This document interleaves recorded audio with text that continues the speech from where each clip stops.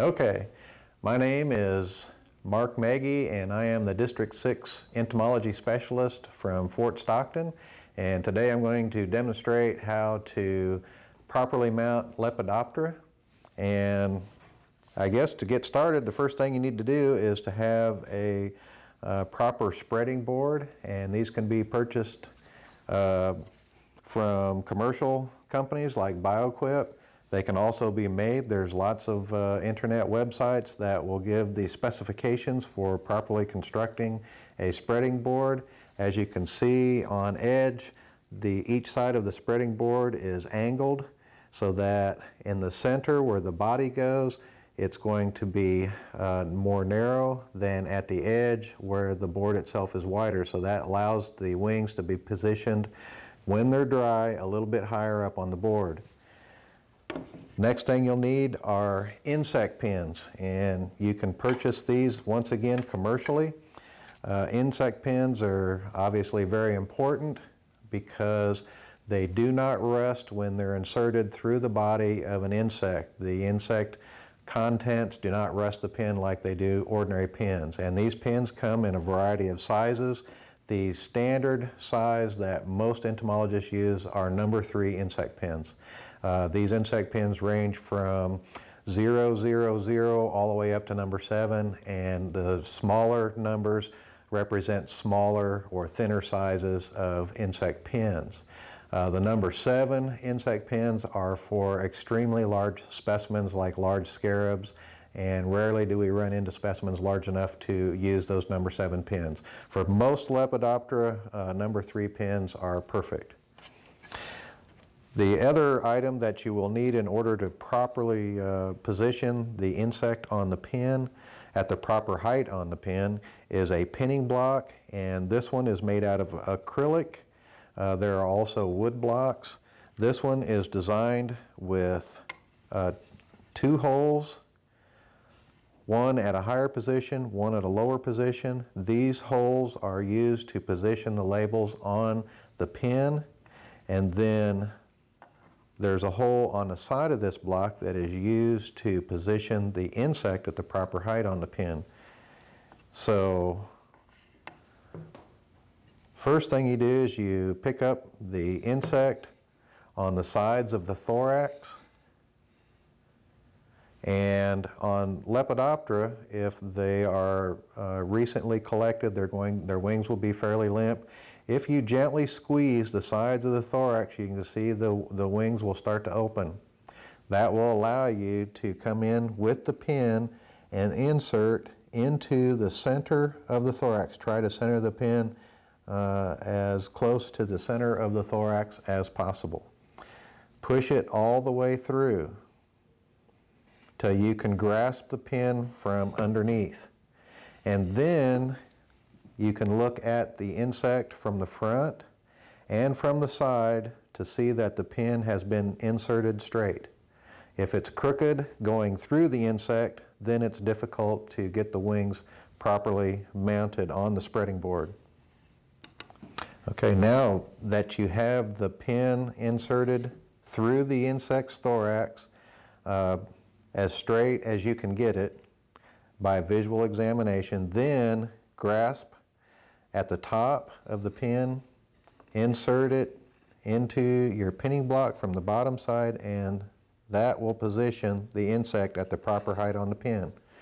Once that's accomplished, then place the pin into your spreading board at the foam bottom into the center, and you'll need to visually inspect the insect once again from the side and from the front or the back to make sure that the pin is going straight into the pinning bottom. That way the insect wings will be positioned properly when you get ready to move them forward.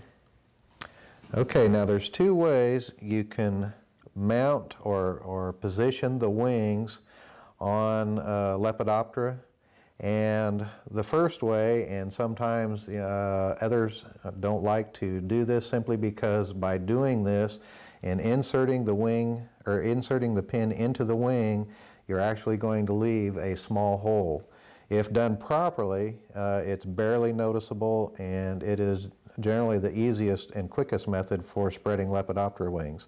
And I will demonstrate that method.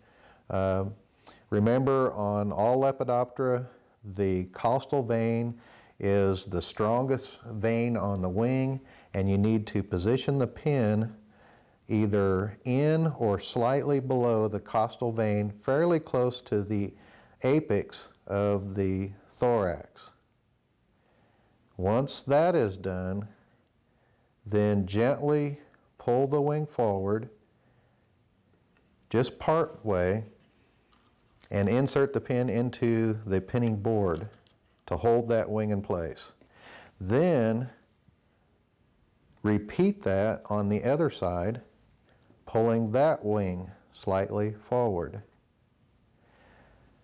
Continue to move each side forward a little at a time until the bottom margin of the forewing is perpendicular to the body of the insect.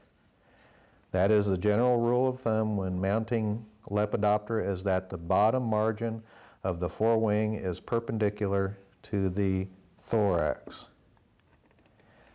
Once you've accomplished that, then you can look at the apex of the hind wing close to the upper margin, and you also will see some veins. Make sure that when you insert the pin through the wing, it's behind one of those veins. That will keep you from tearing the wing when you pull it forward or position it forward. Move it only slightly forward.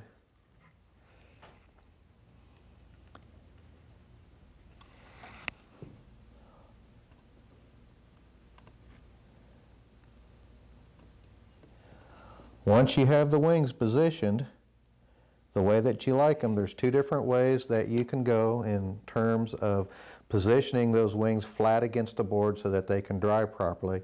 I like to use slide mounts or slides, glass slides, because they're heavy and they literally will sit on the wings and hold them flat against the board. But you can also use paper. And with paper, you'll need to place the paper on the board and actually insert pins through the paper to hold them flat against the board. Now, once you've placed your glass strips or your paper on the wings to hold them down, make sure that the antennae are properly positioned.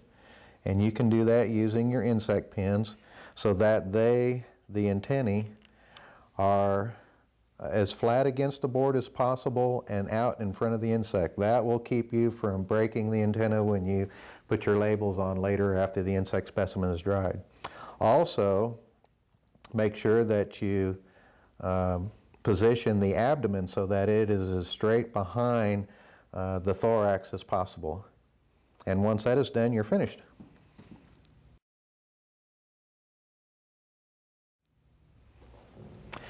Okay, when you're inserting the butterfly Lepidoptera into the mounting board, you push that specimen down into the groove far enough until the point where the wings are actually inserted on the thorax are even, perfectly even with the edge of the board.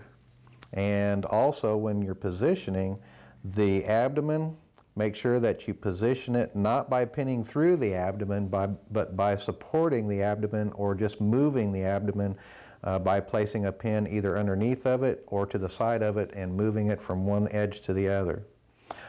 Finally, there's two different schools of thought concerning whether or not you should remove the pins after the pins are inserted into the wing and positioned.